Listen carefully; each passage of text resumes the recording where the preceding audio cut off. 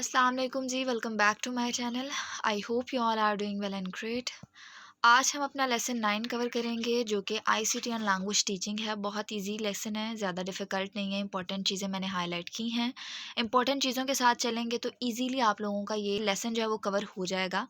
दूसरी इंपॉर्टेंट बात है कि जितना ज़्यादा हो सके आप लोगों से आप लोग क्विज़ जो हैं वो लाज़मी किया करें। मिड टर्म है, फाइनल टर्म है, आपके क्विज़ चल रहे हैं, आपकी असाइनमेंट्स हैं, जो भी है आप लोगों ने क्विज़ जो है वो ज़्यादा से ज़्यादा प्रिपेयर करने हैं। देखिए, हार्ड वर्क जो होता है हर चीज़ में लगाना चाहिए, ऑब्वियस सी बात है, बहुत इंपॉर्टेंट होता है हार्ड वर्क, ठीक है। लेकिन साथ ही साथ स्मार्ट वर्क जो होता है ना वो भी करना ज़रूरी होता है। कुछ चीज़ों में स्मार्ट वर्क जो होता है वो काम आता है, कुछ नहीं बल्कि हर चीज़ में स्मार्ट वर्क काम आता है। तो इन इन चीज़ों में ये जो एग्ज़ाम्स होते हैं, इंग्लिश की डिग्री है अगर, तो इनमें आपके बहुत सारे क्विज़ जो हैं वो पास्ट पेपर्स में से आते हैं। बहुत रिपीटेड क्विज़ जो होते हैं उन्हें आप लोग देखा करें। एग्ज़ाम की प्रिपरेशन के लिए जितना ज़्यादा हो सके ना क्विज़ जो हैं उनको प्रिपेयर किया करें। लिटरली इससे आपके शॉर्ट क्वेश्चन भी बहुत ईज़िली सॉल्व हो जाते हैं। बहुत सारे क्विज़ आप कर लेते हैं और आपके अच्छे मार्क्स बन जाते हैं। मोस्टली हम क्या करते हैं, हम डाटा को बहुत ज़्यादा रट लेते हैं, याद कर लेते हैं और उनके चक्करों में हम क्विज़ जो है वो करना भूल जाते हैं।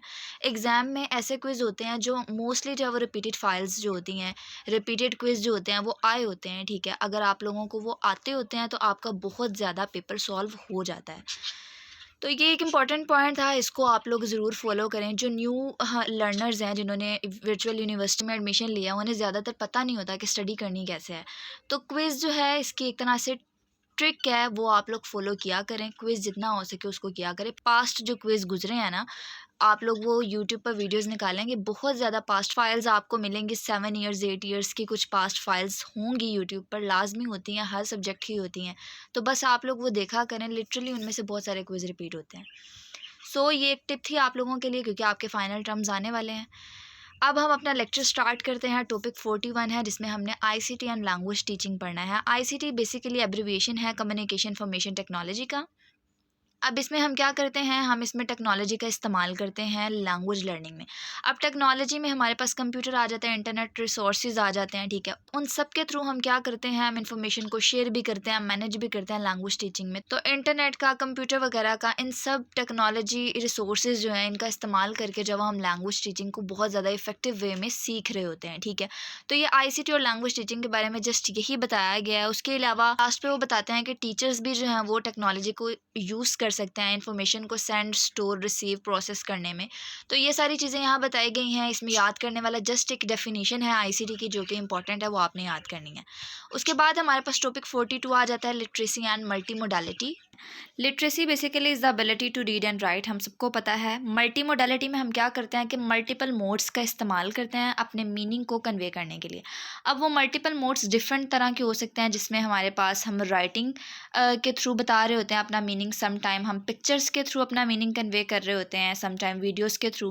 तो डिफरेंट टाइप्स ऑफ मोड्स का इस्तेमाल करके जो है वो अपने मीनिंग को कन्वे किया जाता है। अब जैसा कि मैंने आपको बताया कि डिफरेंट टाइप्स ऑफ मोड्स जो होते हैं वो इस्तेमाल किए जाते हैं, जिनमें राइटिंग, इमेजेस और डिज़ाइन वगैरह सब कुछ आ सकता है। अब हर मोड का एक स्पेसिफिक रोल होता है। जैसे हम टेक्स्ट में देखें अगर, तो टेक्स्ट वाली पिक्चर्स, बुक्स, पोस्टर्स वगैरह लगे होते हैं बाज़ दफ़ा। तो ये सब क्या काम करते हैं, ये एक साथ काम कर रहे होते हैं, हमें एक स्टोरी जो है वो बता रहे होते हैं, हमें एक मीनिंग कन्वे कर रहे होते हैं, ठीक है। तो यहाँ यही बताया गया कि each mode has it on specific task and function, यानी कि हर मोड का जो है वो अपना एक प्रॉपर एक स्पेसिफिक रोल होता है और सब एक साथ काम कर रहे होते हैं। उसके अलावा नीचे वो बताते हैं कि इमेजेस में सिंपली इलस्ट्रेट और expand on the return story. जैसा कि मैंने आपको बताया कि सब इकट्ठे काम कर रहे होते हैं और can be use to tell different aspects of the story, और स्टोरी के डिफरेंट एस्पेक्ट्स को जो है वो हमें बता रहे होते हैं, एक तरह से एक मीनिंग कन्वे कर रहे होते हैं। उसके बाद नीचे वो बताते हैं इफेक्टिव मल्टी मॉडल ऑथर्स जो होते हैं creatively integrate modes in various configurations. तो बेसिकली इसमें बता रहे हैं कि जितने भी ऑथर्स होते हैं वो क्या करते हैं, बाज़ दफ़ा इन मोड्स को मिक्स करके जो है वो मीनिंग को इफेक्टिव वे में कन्वे करने की कोशिश करते हैं। तो जितने ज़्यादा मोड्स हम जमा करें बाज़ दफ़ा उतनी ही ज़्यादा कॉम्प्लेक्सिटी का सामना करना पड़ सकता है। फॉर एग्ज़ाम्पल आपने मूवीज़, फ़िल्म्स वगैरह में देखा होगा, एक साथ बहुत सारी चीज़ें हो रही होती हैं एट अ टाइम। क्या हो रहा होता है कि इमेजेस भी चल रही हैं, ऑडियो भी चल रहा है, स्पोकन रिटन लैंग्वेज में। तो सब कुछ जो है वो एक साथ हो रहा होता है, मूविंग इमेजेस वगैरह वगैरह, ठीक है। तो ये बाज़ दफ़ा हमें मीनिंग जो है वो नहीं कन्वे कर पाते, ठीक है। इसी तरह अगर उसके मुकाबले में हम पोस्टर्स की बात करें, तो पोस्टर्स जो होते हैं वो एक तरह से स्टैटिक इमेजेस जो होती हैं ना, वो इस्तेमाल करते हैं जो कि ईज़िली मीनिंग कन्वे कर रहे होते हैं, ठीक है।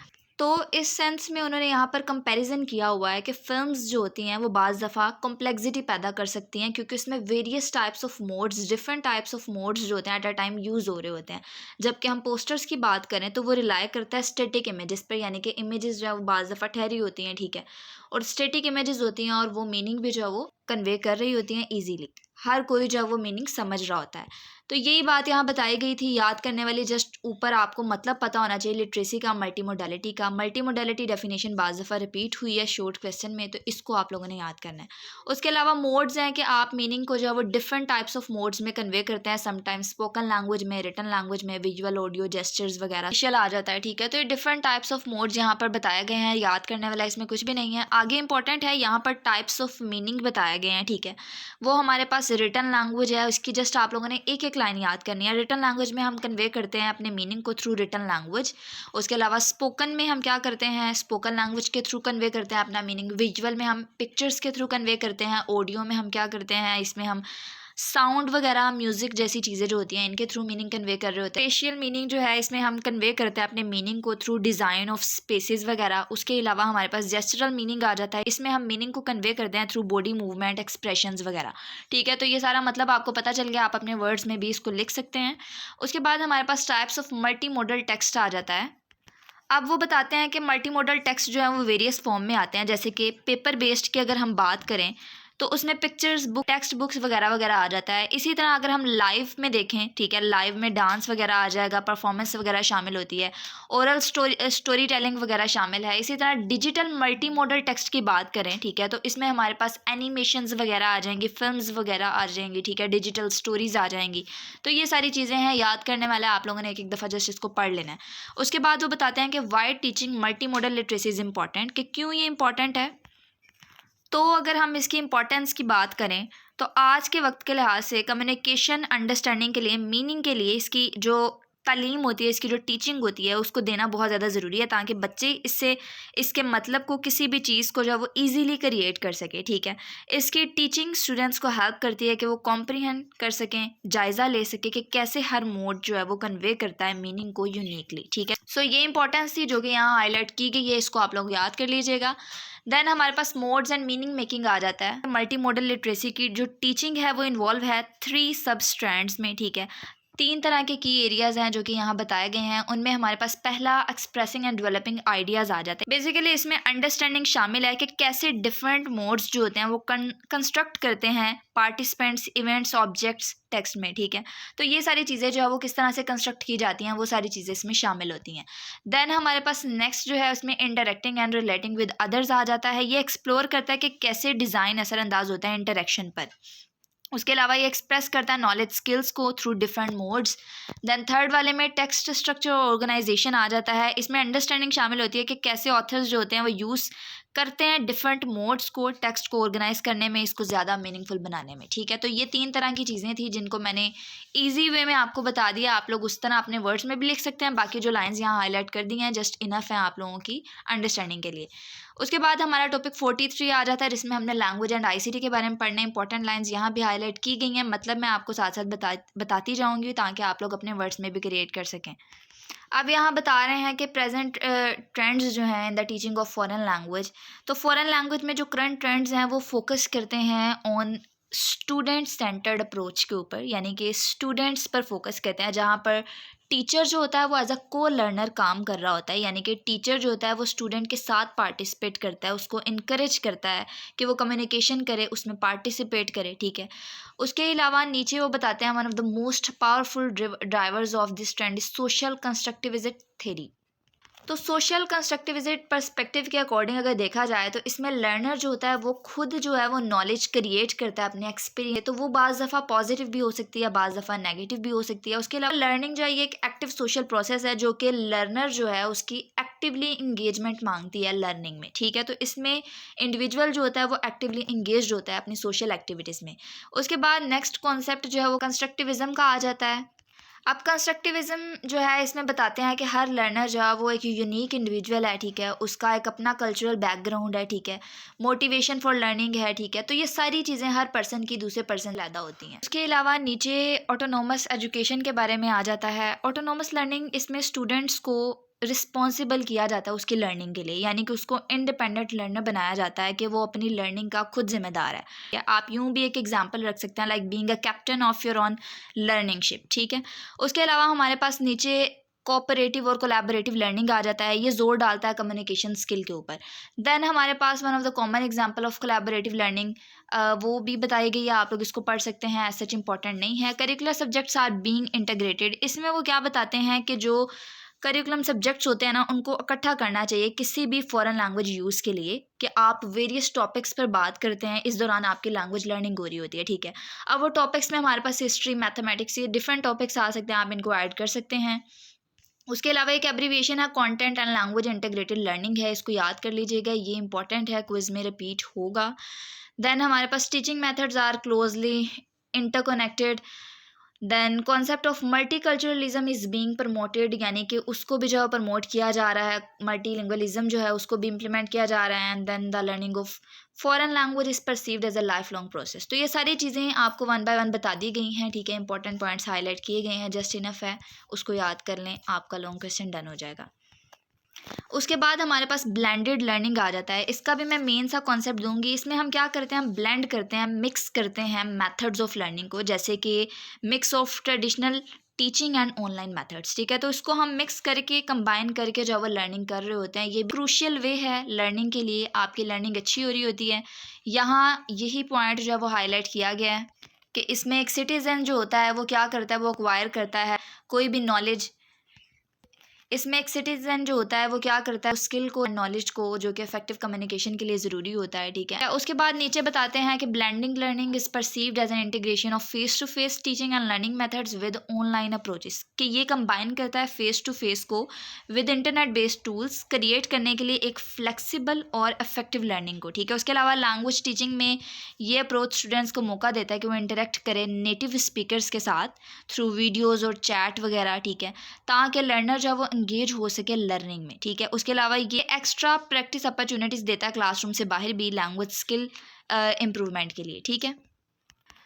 अगर हम ओवरऑल देखें तो ये जो है वो लर्निंग को बहुत ज़्यादा इंजॉयबल बनाता है, ठीक है। ये सारी चीज़ें यहाँ बताई गई हैं, मैंने आपको शॉर्ट वे में बता दिया, जस्ट इसकी आगे इंपॉर्टेंस बताई गई है, कॉन्सेप्ट जस्ट आपको पता होना चाहिए।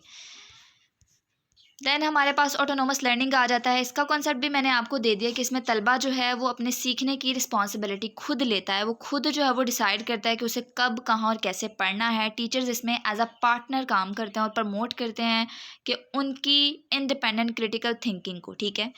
इसमें जो एक स्टूडेंट होता है वो खुद अकेले काम करता है और अपनी जितनी भी अचीवमेंट्स होती हैं, अपनी प्रोग्रेस होता है, उसका खुद ही जवाबदेह होता है, ठीक है। नीचे वो बताते हैं कि लर्नर जो है वो ना सिर्फ अकेले काम कर रहा होता है, बल्कि अपनी जितनी भी लर्निंग होती है, ठीक है, अपनी प्रोग्रेस होती है, उसका खुद जिम्मेदार होता है, उसका जवाबदेह होता है, ठीक है। तो ये सारी चीज़ें यहाँ बताई गई हैं। नेक्स्ट पे हमारे पास इंटरनलाइजेशन प्रोसेस ऑफ एप्लीकेशन वगैरह की बात की गई है कि इस प्रोसेस में क्या होता है कि बेसिक कॉन्सेप्ट को पहले जहन में इंटरनलाइज किया जाता है, फिर इसको जो है वो प्रैक्टिकल लाइफ में अप्लाई करना शामिल होता है। क्रिटिकल थिंकिंग तो हमें पता है कि हर स्टेज पर बहुत ज़्यादा इंपॉर्टेंट होती है और ये लर्निंग को भी जो है बहुत ज़्यादा फ्लेक्सिबल बनाती है। तो ये सारी चीज़ें यहाँ बताई गई हैं, कॉन्सेप्ट इंपॉर्टेंट है, जो आपको मिल गया है, इनफ है आपके अंडरस्टैंडिंग के लिए।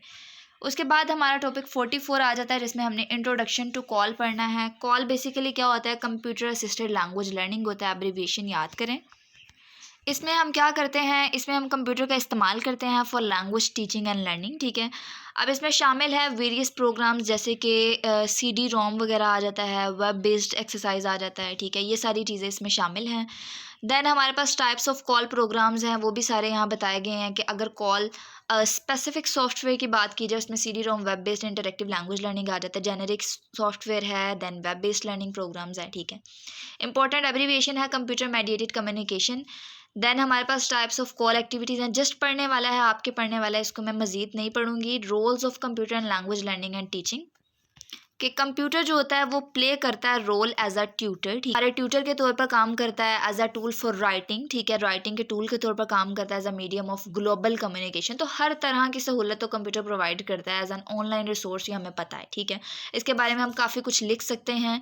एंड देन हमारे पास कुछ इसके एडवांटेजेस हैं, कुछ डिसएडवांटेजेस हैं। अगर हम एडवांटेजेस की बात करें तो ये एक तरह से सेल्फ प्लेस्ड लर्निंग इसमें शामिल है, और दूसरा एक्टिव एंगेजमेंट शामिल होती है एक लर्नर की। लेकिन जो चैलेंजेस हैं उनमें क्या चैलेंज आ सकता है, मोटिवेशन की कमी हो सकती है और उसके अलावा कॉस्ट का इशू हो सकता है, ये सारे रिसोर्सेज में भी किसी को प्रोवाइड ना हो, ठीक है। तो डिफरेंट टाइप ऑफ डिसएडवांटेजेस हैं जो कि एक पर्सन को हो सकते हैं। देन हमारे पास टॉपिक 45 है, लास्ट टॉपिक इस लेसन का, आईसीटी इन ट्रांसलेशन इंटरप्रेटिंग। इसका बेसिक कॉन्सेप्ट अगर देखा जाए तो इसमें हम यूज़ करते हैं मॉडर्न टूल्स को, जैसे कि कंप्यूटर असिस्टेड ट्रांसलेशन सॉफ्टवेयर हो गया, इंटरनेट रिसोर्स हो गया, ताकि एक्यूरेसी हो सके लैंग्वेज लर्निंग में, ठीक है। तो बेसिकली इसमें हम क्या करते हैं, हम अपने इंटरनेट रिसोर्सेज वगैरह का ही इस्तेमाल करते हैं ट्रांसलेशन में, इंटरप्रेटिंग में, ठीक है। उसके अलावा यहाँ पर सारी एक्स्ट्रा इन्फॉर्मेशन दी गई हैं, इंपॉर्टेंस बताई गई हैं। इंस्ट्रूमेंटल कॉम्पिटेंस बेसिकली किसको कहते हैं? इंस्ट्रूमेंटल कॉम्पिटेंस बेसिकली रेफर करता है प्रोफिशिएंसी और स्किलफुलनेस के साथ in using tools and technology for translation process, ठीक है। यानी कि ट्रांसलेशन प्रोसेस के लिए टेक्नोलॉजी वगैरह का इस्तेमाल करने के लिए प्रोफिशिएंसी जो होती है उसको हम इंस्ट्रूमेंटल कॉम्पिटेंस कहते हैं, ठीक है। अब यहाँ बताते हैं कि इंस्ट्रूमेंटल कॉम्पिटेंस जो है वो रिक्वायर करता है, मांगता है मास्टरिंग स्किल इन 5 एरियाज। वो 5 एरियाज कौन कौन से हैं कि एक तो एबिलिटी होना to use the internet, terminology management skill है, डॉक्यूमेंट प्रोडक्शन स्किल है, एबिलिटी होना डॉक्यूमेंटेशन रिसोर्सेज की। तो ये सारी जो है वो स्किल्स हैं जो कि कंप्यूटर से रेलेवेंट है, ठीक है। तो यही सारी यहाँ इंपॉर्टेंस बताई गई है। इंपॉर्टेंट जो चीज़ें थी वो मैंने आपको बता दी हैं, इनफ है। अगर आपको लेक्चर अच्छा लगा है तो इसको लाइक करें, उन दोस्तों के साथ शेयर करें जिनका ये सब्जेक्ट है, दुआओं में याद रखिएगा। चैनल को सब्सक्राइब नहीं किया तो कर लें ताकि आपको आने वाली वीडियोज़ के नोटिफिकेशन मिल सकें। अल्लाह हाफिज़।